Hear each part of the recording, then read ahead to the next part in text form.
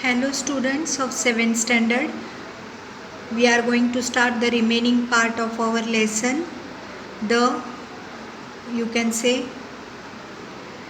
lesson number 20.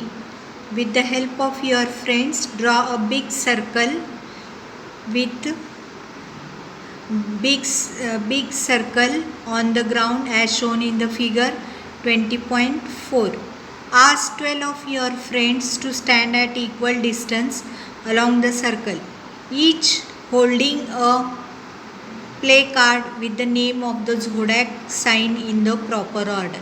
यहाँ क्या करना है बच्चों, तुम्हें फ्रेंड्स को अपने बुलाना है और उनको एक बिग सर्कल फॉर्म करने के लिए बोलना है और उसके बाद 12 फ्रेंड्स को बुलाकर उसको इक्वल डिस्टेंस में फॉर्म करने के लिए एक इक्वल सर्कल फॉर्म करके उसको वहाँ जोड़ैक साइन उसके हाथ में देकर प्रॉपर ऑर्डर में उसको ठहरने के लिए बोलना है. Make one friend stand as the sun at the centre.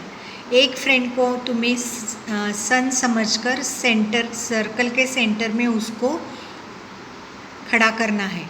Now move along a small circle round the sun as if you are the earth, facing the sun as the time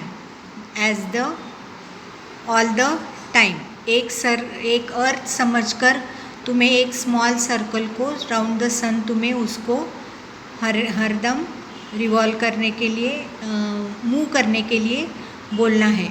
What do you notice as you move along the circular orbits? तुम्हें क्या समझ में आता है कि अगर तुम उनको सर्कुलर ऑर्बिट्स में उनको अगर फिरने को बोले तो क्या समझता है. Ask your friends to take turns to the same.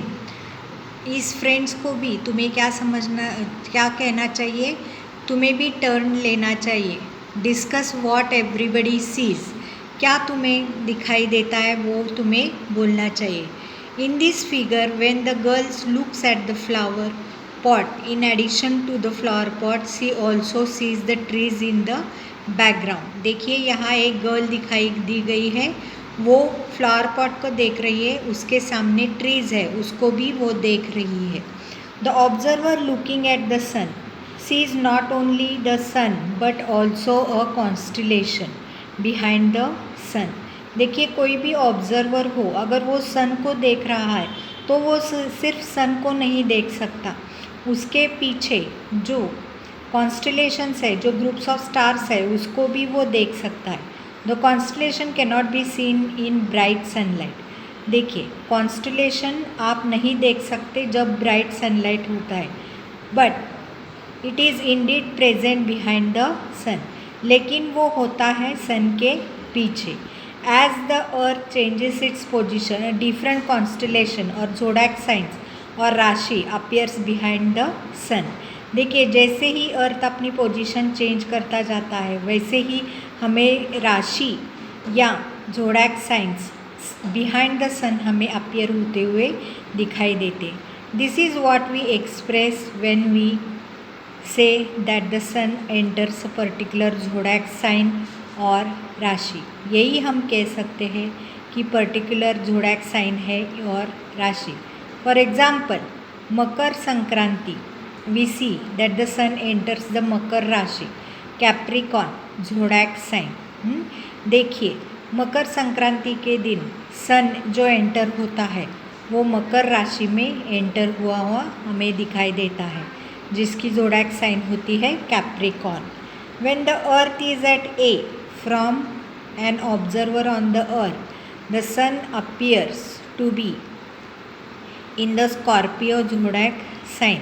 देखिए जब द अर्थ ए पोजीशन पर होता है फॉर एन ऑब्जर्वर, अर्थ के पर खड़ा हुआ ऑब्जर्वर जो होता है उसके लिए ए पर खड़ा हुआ एक समझे अर्थ पर एक कोई ऑब्जर्वर है तो उसको सन अपीयर होता है स्कॉर्पियो जोड़ैक साइन पर. When the earth moves from A to B, अगर समझो अर्थ मूव करता है A to B position, the observer will say that the sun has entered Libra. उसके बाद ऑब्जर्वर क्या कह सकता है कि सन ने लिब्रा ज़ोडिएक साइन में एंटर किया है। In reality the sun does not move, लेकिन सन यहाँ मूव नहीं होता, but we can see that the motion of the earth around it, लेकिन अर्थ क्या करता है, सन के इर्द गिर्द फिरता रहता है। This motion of the sun is called its apparent motion. This motion of the sun is called as a apparent motion, and the path is called as a apparent path. The rising of the sun in the east and its setting in the west is also an apparent motion. Apparent motion हम किसको कहते हैं कि सन east में rise होता है और सन waste में सेट होता है, इसको भी हम apparent motion कह सकते हैं। You might have heard some elders saying that particular nakshatra is in the rising and now prevails. आपने सुना होगा कि आपने एल्डर्स ने कहा है कि यह नक्षत्र आज आ रहा है, आज से शुरू हो रहा है और आज से वो निकल रहा है, वो कब ख़त्म हो रहा है। It means that at that time if you look at the sun from the earth, particular nakshatra is behind the sun. इसका यही मतलब होता है कि अगर आप किसी नक्षत्र को देखना चाहें तो वो सन के बिहाइंड ही होता है। उसके बाद देखिए, always remember science has proved that the constituents of the solar system, example planets, satellites and comets, all as also distant stars and constellations do not have an influence on the human life. Science ने prove किया है कि कोई भी satellites हो, planets हो या comets हो, वो या कॉन्स्टलेशंस हो या कोई भी स्टार्स हो, वो ह्यूमन लाइफ पर इंटरफियर नहीं करते। Many man stepped on the moon in the 20th century.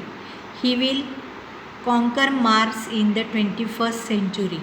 देखिए 20th सेंचुरी में अगर आप देखें तो मैन ने मून पर स्टेप किया था, अब वो 21st सेंचुरी में मार्स को कॉन्कर करने वाला है। Hence in this age of the science holding on the beliefs which have been proved to be wrong through numerous scientific tests. यहाँ आज तक हमें बताया गया है साइंटिफिक रीज़न के द्वारा कि कौन कौन से बिलीव्स रॉन्ग हैं। It is an unnecessary waste of one's time. ये जो थिंग है ये अननेसेसरी वेस्टेज ऑफ टाइम है, energy and money. It is necessary to consider all these issues with a scientific frame of a mind. कोई भी चीज़ हो तो हमें वो साइंटिफिक द्वारा ही इस्तेमाल करनी चाहिए।